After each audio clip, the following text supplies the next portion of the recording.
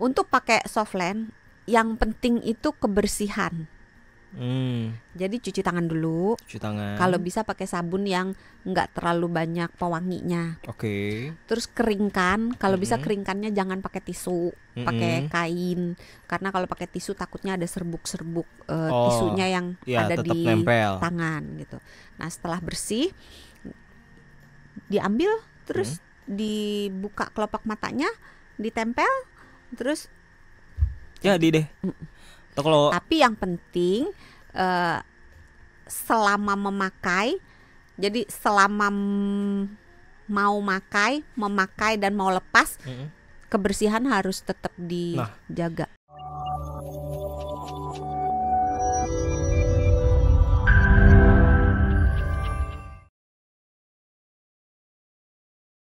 Kita kulitin dulu softland deh ya, Dokter Santi. Boleh. Dari mulai apa dulu ya? Positifnya ya. Positif dulu ya. Keuntungannya kita memakai kontak lens. Iya.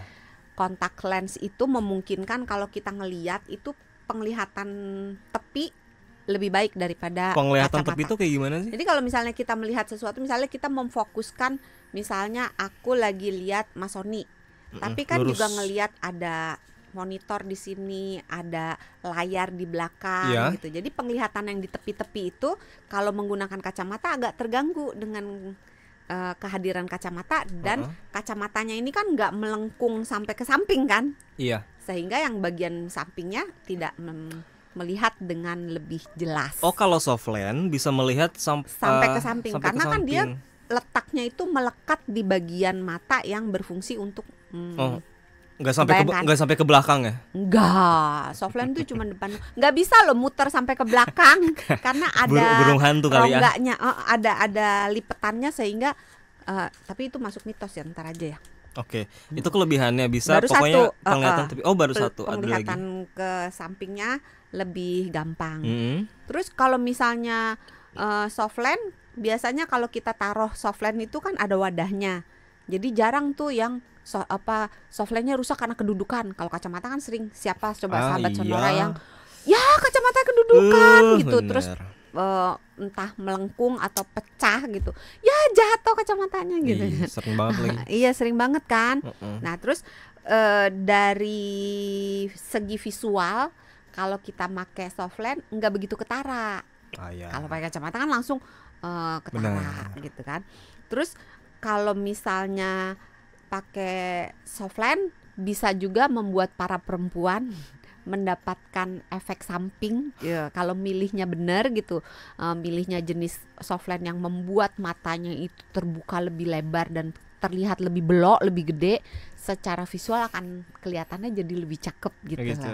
Karena konon kabarnya mata adalah jendela hati. Asik gitu. Itu kelebihan. Kalau kekurangannya, pernah dengar mikroplastik gak? Mikroplastik pernah dengar tapi nggak tahu artinya. Mikroplastik itu ada serpihan plastik yang ukurannya kecil banget, di bawah 5 mm. Pokoknya kita nggak bisa ngelihat ya. Kalau 5 mm masih bisa lihat, ya kira-kira segaris lah gitu masih kelihatan. Tapi kalau lebih kecil itu nggak kelihatan. Yang lebih kecil lagi itu namanya nanoplastik. Itu serpihan plastik yang sangat kecil, yang ya ampun bisa seperberapanya. Cuma bisa sama mikroskop lah ya. Iya kecil banget. Nah si kontak lens kalau ditaruh di mata, kontak lensnya itu juga melepaskan mikroplastik dan atau nanoplastik ke dalam mata kita. Ih, serem. Ya sebenarnya serem-serem enggak sih, karena kalau ditanya mikroplastik ini menyebabkan gangguan kesehatan apa gitu, sampai sekarang masih dalam penyelidikan. Tapi fakta bahwa siapa yang menyelidiki? Siapa ya? Mas Jose nyelidikin nggak? Enggak ya. Felis nyelidikin? Enggak ya. Ya orang-orang yang berkepentingan lah. Yang jelas bukan Dokter Santi.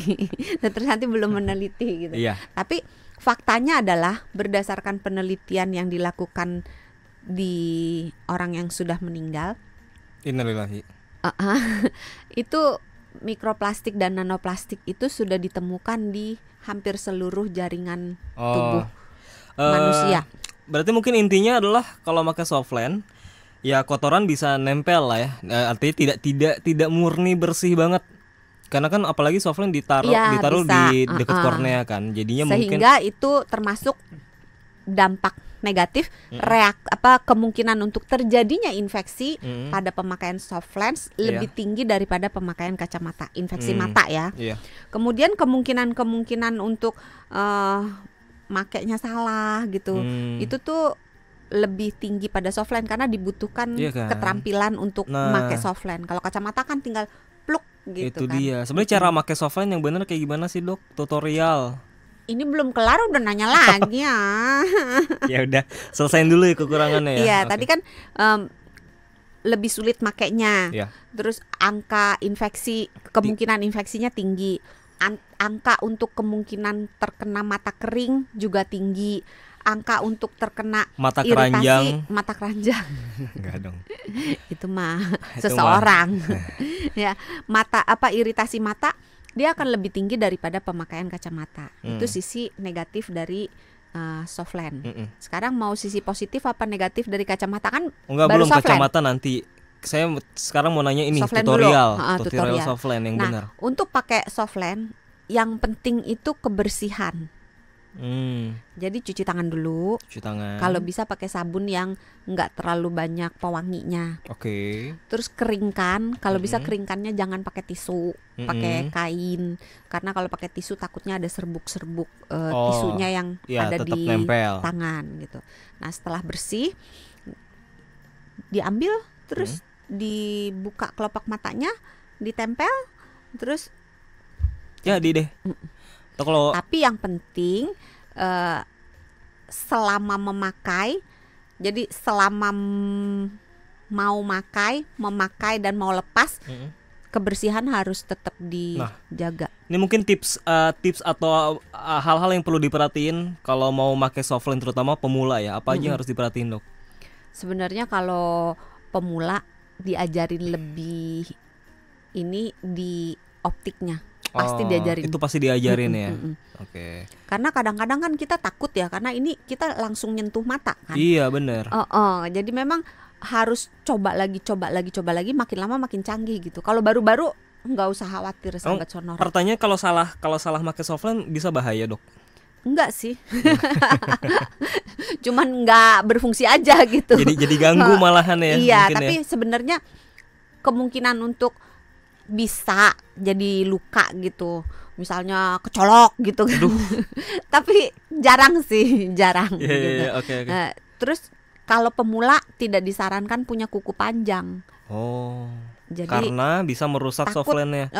Kalau belum biasa pakai, takutnya kukunya itu malah ntar ngegores matanya, karena kita benar-benar deket dengan mata kan. Kalau dari cara merawatnya, Dok?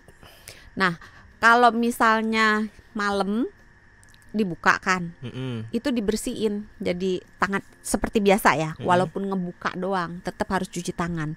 Walaupun at the end itu mau dibuang pun cuci tangan, karena kita nyentuh mata ya. Cuci tangan dengan sabun, kalau bisa sabunnya jangan yang berbau tajam, jangan pakai lotion dulu gitu. Terus mata juga jangan pakai kosmetik dulu ya kalau mau pakai ya. Kalau ngelepas tangan cuci dulu, keringin seperti biasa, jangan pakai tisu, pakai kain aja. Terus ketika nyopot harus dicuci dulu. Apanya? Soft lens-nya. Karena kan sebelum disimpan. Karena soft lens-nya itu kan udah kena, kan kita bawa seharian kemana-mana gitu kan. Udah ada mungkin bakteri, ada virus, ada jamur, ada debu, ada apapun gitu. Terus cuci, taruh di telapak tangan, terus kasih cairannya, terus dicuci gitu. Nah setelah bersih, kita pastikan bersih, baru kita simpan di wadahnya. Wadahnya juga harus dicuci ya. Kadang-kadang orang suka males nyuci wadahnya juga harus dicuci gitu, dibersihkan. Terus si soft lens-nya itu kalau memang bukan yang harian, nggak dibuang kan, disimpan, maka diberikan cairan khusus untuk soft lens, terus disimpan.